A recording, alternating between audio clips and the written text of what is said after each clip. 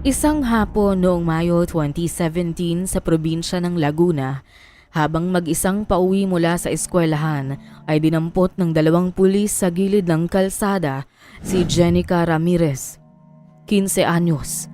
Hindi siya inaresto pero pinilit siyang sumama. Wala raw dapat ikabahala. May gusto lang silang itanong. Wala siyang alam na kasalanan pero hindi siya nakatanggi. Si Jenica nalikas sa pagiging mapag-isa bilang estudyante at pagiging hindi palakibo ay natagpuan ang sarili sa sitwasyong hindi niya kailanman inasahan. Sa loob ng police mobile, agad siyang kinuyom ng kaba. Naramdaman niyang tila may mali at hindi niya lubos maisip kung bakit siya naroon. Hindi siya pinayagang makatawag sa magulang at imbes na dumiretso sa presinto ay dinala siya sa isang hindi mataong lugar na napapalibutan ng kakahuyan. Dalawang pulis ang kasama niya sa sasakyan. Isa sa kanila si SPO1 Alex Punzalan, 29 anyos na nagmamaneho ng police mobile. Ang isa pa ay si SPO2 Dario Salcedo, 41 anyos, ang nakasakay sa passenger seat. Katabi ni Jenica at siyang nasa likod ng mga paratang. Ayon sa kanya, may impormasyong sangkot umano si Jenica sa pagbebenta ng iligal na droga. Tumanggi si Jenica. Wala sa isip niya ang mga ganung bagay ngunit hindi siya pinakinggan ni Salcedo. Habang umaandar ang sasakyan, unti-unting nag-iba ang takbo ng usapan. Mula sa mga tanong tungkol sa droga, nauwi ito sa pananakot at mga malisyosong biro. Naramdaman na lang ni Jenica na parang hindi lang tanong ang habol ng pulis. Hindi ito interogasyon. Isa pala itong bitag. Hindi na siya nakapagsalita nang tuluyan siyang inabuso sa loob ng sasakyan. Pinilit niyang sumigaw, ngunit dahil sarado ang sasakyan at nasa looban sila, ay walang nakarinig sa kanyang pagpupumiglas. Samantala, kita sa mukha ni Punsalan ang pagkabigla. Halatang wala ito sa plano, ngunit dahil sa takot niya kay SPO2 Salcedo na kanyang senior, ay wala siyang ginawa ng mga oras na yon. Sa kabilang banda, si Salcedo naman para bang sanay na ay walang bahid ng anumang pangamba. Nang matapos ang kawalang hiyaan, ay pinagbantaan pa nito si Jenica na huwag magsusumbong kung ayaw nitong madamay ang kanyang mga magulang. Labis ang naging panlulumo ni Jenica at halos walang paghinto sa kanyang pagluha. Nang kumalma ay saka pa lamang pinaandar muli ni Punzalan ang sasakyan. Ilang oras din siyang nawala. Nang ibalik siya sa kanilang bahay, kasabay siya ni Salcedo na gumawa ng kwento para sa mga magulang ni Jenica. Nasangkot daw ito sa gulo malapit sa paaralan kaya't inihatid na lamang ito at ang iba pang kasama sa komusyon para maging ligtas sila sa pag-uwi. Nakangiti pa si Salcedo habang nagpapaalam. Si Jenica na hindi makapagsalita sa takot at hindi makatingin sa mga magulang ay agad na dumiretso sa loob ng kanilang bahay.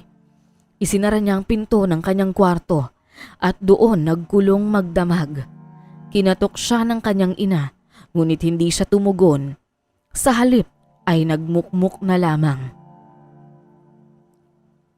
Walang nakaalam ng totoo. At kahit pa tinanong siya ng kanyang mga magulang, ay nanatiling tikom ang kanyang bibig sa totoong nangyari. Mula ng araw na yun, hindi na muling naging katulad ng dati si Jenica. Halos hindi na siya umimik sa bahay. At kung makikita man sa pagkainan, ay tila ba anino lang ng dati niyang sarili. Palaging walang gana, palaging tulala. Kung minsan, maririnig pa siyang humihikbi sa kanyang silid sa kalaliman ng gabi. Mga impit na iyak na hindi niya kayang itago kahit gaano pa niya gustuhing lunukin ang sakit. Lalong naging halata ang pagbabago sa kanya sa mga sumunod na linggo. Bihira na siyang makitang lumabas ng bahay, ni hindi na rin pumapasok sa eskwela. Pansin ng kanyang mga magulang ang malaking ipinayat ng kanilang anak at tila kawalan ng gana nito sa lahat ng bagay. Noong una, inakala nilang epekto ito ng nangyaring komosyon na sinabi ng pulis na naghatid sa kanya. Pero habang lumilipas ang mga araw ay naging katakataka ang lahat sa kanyang mga magulang. Isang gabi, habang tahimik silang kumakain, hindi na napigilan ni Antonio na pilitin ang anak na magsalita. Nagtanong siya ng mahinahon at puno ng pag-aalala. Hindi agad sumagot si Jenica, pero sa pagkakatitig ni Antonio na tila nagmamakaawa ay bumagsak ang pader na umusbong mula nang mangyari ang insidente.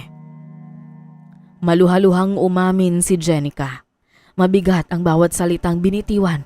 Ikinuwento niya ang kababuyan sa loob ng police mobile, ang pananakot at ang kawalan niya ng lakas ng loob para sabihin ang lahat.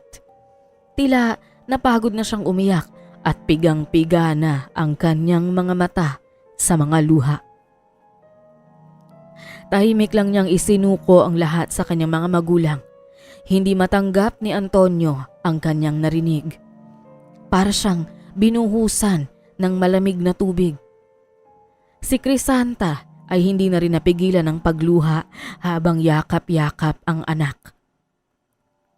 Kinabukasan, 9 ng Hunyo 2017, agad silang nagtungo sa presinto para magsampa ng reklamo. Ngunit ang inakalang unang hakbang sa hustisya ay isa palang bangin ng pagkadismaya. Tinawanan lang sila. Wala raw silang sapat na ebidensya at sadyang kilala raw sa lugar si SPO2 Salcedo bilang isang mahusay na alagad ng batas. Bukod dito, mahigit isang buwan nang nakalipas mula nang mangyari ang insidente. Wala nang makuhang ebidensya sa katawan ni Jenica. Wala ring testigo. Ang mga nasa loob ng presinto ay malinaw na kaalyado ni Salcedo. Wala silang naisampa. Wala silang narinig kundi mga pangakong investigasyon na alam nilang hindi naman tutuparin. Sa halip na tulungan, tila sinisi pa si Jenica. Sa 4 na sulok ng silid na yon, tila mas may kapangyarihan ng uniforme kaysa sa katotohanan. Habang papauwi sila, hindi maitago ang pagkadismaya ng mag-asawa. Tila naging sariwa naman ang masamang alaala ni Jenica matapos ang araw na yon. Nanginginig ang kanyang katawan sa takot. Inaalala niya ang mga salitang sinambit ni SPO2 Salcedo matapos siyang gawa ng kababuyan. Paano kung madamay pati ang kanyang ama at ina dahil sa ginawa niyang pag-amin? Pagka-uwi ng bahay ay mas lalo pang naging matamlay si Jenica. Maging ang kanyang mga magulang ay hindi maikubli ang pagiging apektado sa madilim na landas na tinatahak ng anak. Subukan man nilang patahanin si Jenica ay hindi maalis ang trauma. Naubusan na sila ng mga salitang makakapagpagaan sa bigat ng dinadala nito. 18 ng Hunyo, mahigit isang buwan matapos ang insidente, nagising si Crisanta at napansing hindi pa bumabangon ang anak. Kumatok siya ngunit walang sumasagot.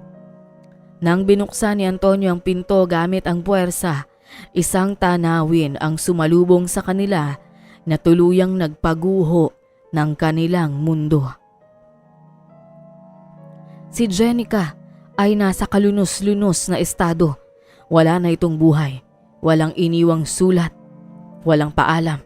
Ang tanging naiwan ay katahimikan at mga tanong na hinding-hindi na masusundan ng sagot. Hindi makagalaw si Antonio. Para rin siyang nalagutan ng hininga. Ang boses ni Crisanta ang nangibabaw habang humahagulgol sa paanan ng anak. Dumating ang ambulansya, mga kapitbahay, barangay tanod, pero huli na ang lahat. Wala na si Jenica. Sa burol, kaunti lamang ang dumalo. Kaunti lamang ang nagbigay ng simpatsya. Sa pagkakataong ito, labis ang pagkalugmok ng pamilya. Si Jenica na kaisa-isa nilang anak ay wala na at ang taong dahilan ng masaklap na sinapit niya ay malaya at nabubuhay ng normal sa kabila ng kanilang pagluluksa. Nangako si Antonio na hindi dito nagtatapos ang lahat. Hindi niya pwedeng hayaan na manatiling walang hustisya para sa anak. Walang nakakaalam sa pinagdaanan ni Jenica, maliban sa kanila ng kanyang ina. Kung kaya't maraming humusga, maraming naging haka-haka. May iba pang nagsabi na pabaya ang kanyang mga magulang kaya't lalo pa itong dinibdib ni Antonio. Mas naging maalab ang kanyang hangarin na palabasin ang katotohanan. Ilang araw pagkatapos ng libing, nagtungo si Antonio sa tanggapan ng Public Attorney's Office. Nakipagkita siya kay Attorney Regina Macalintal, isang abogado na kilala sa pagtulong sa mga walang kakayahan na katulad ng pamilya ni Jenica.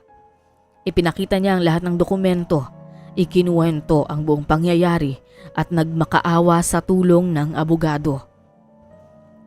Ngunit gaya ng inaasahan, mabagal ang takbo ng proseso. Maraming kailangang ipunin, sworn affidavit at ilang ebidensya na tila mahirap makuha lalo na't hindi nakapagpamediko legal si Jenica nang ito ay nabubuhay pa. Napakalaking dagok nito para sa mag-asawang parang nawawala na ng pag-asang magpatuloy sa buhay dahil sa pagkawala ng nag-iisang anak. Magkagayon man, hindi sila tumigil na gumawa ng paraan para lang makamit ang katarungang nararapat. Lumipas ang mga araw, araw na naging linggo at linggo na naging buwan. Noong Nobyembre 2017, isang katok ang gumambala sa katahimikan ng bahay ng mag-asawa. Pagbukas ng pinto, bumungad sa kanila ang isang pulis na tila pamilyar. Nagpakilala itong si SPO1 Alex Punzalan. Nakayuko ito at bakas sa mukha ang pag-aalinlangan. Pinatuloy siya ni Antonio at dito na nagsimulang ibunyag ng pulis ang lahat. Doon sinabi ni Punzalan ang matagal na niyang kinikimkim. Alam niya ang nangyari, nakita niya ang ginawa ni Salcedo at ngayon ay hindi na niya kayang manatiling tahimik. Hindi raw siya makatulog.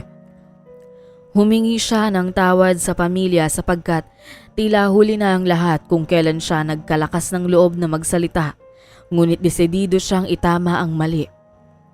Samantala, hindi naman sinisi ng mag-asawa si Punzalan, bagkus ay nagpasalamat sila sa pagkakaroon nito ng lakas ng loob para aminin ang lahat.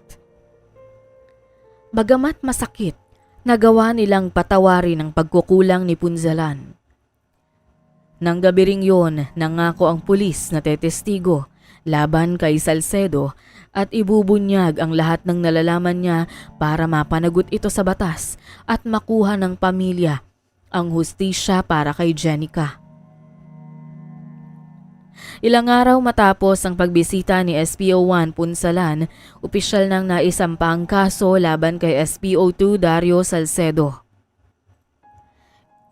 Isinumite ni Attorney Regina Macalintal ang sworn statement ng pulis bilang pangunahing ebidensya. Kalakip nito ang kopya ng video ng dashcam ng police patrol na lihim na nakuha ni Punzalan. Bukod dito ay na-recover din ang ilang palitan ng text messages ng dalawa kaugnay ng nangyaring paglapastangan kay Jenica. Dahil pulis din ang pangunahing testigo at akusado, hindi na rin napigilan ng Internal Affairs ng PNP ang pag-akto. Pansamantalang inalis si Salcedo sa pwesto at inilagay sa restrictive custody habang isinasagawa ang investigasyon. Mabilis ang naging usad ng kaso at hindi kalaunan ay lumutang ang isa pang babae na una na umanong nabiktima ni Salcedo. Isa itong dalagang kapitbahay ng pulis na halos kaedad ni Jenica. Hindi ito kailanman nagsalita noon dahil sa takot, ngunit nang malaman niyang may ibang lumalaban para sa hustisya, naglakas loob na rin siyang magsampa ng reklamo. Ayon sa kanya, 2 taon na ang nakalipas mula nang gawin ng pulis ang pambababoy at pananakot nito. Sa testimonya ng panibagong biktima at ng mismong kasamahan sa serbisyo, tumibay ang kaso. Lumitaw din na may dating administrative cases si Salcedo na natabunan dahil na rin sa koneksyon niya sa loob ng hanay. Dumating ang araw ng paglilitis. Noong Abril 2019, naroon si Antonio at Crisanta, magkatabi sa isang sulok ng courtroom. Tahimik na nakikiramdam habang isa-isang inilalahad ni Punsalan at ng ibang biktima ang mga detalye. Si Salcedo halata ang kaba sa muka at pagtutol sa lahat ng naririnig, ngunit wala siyang takas sa lahat ng ebidensya. Ngayon tila sinisingil na siya ng kapalaran sa mga panahong inabuso niya ang kanyang kapangyarihan. Matapos ang ilang buwang paglilitis, ibinaba ang hatol. Guilty si SPO2 Dario Salcedo sa patong-patong na kaso ng panghahalay, obstruction of justice at grave abuse of authority.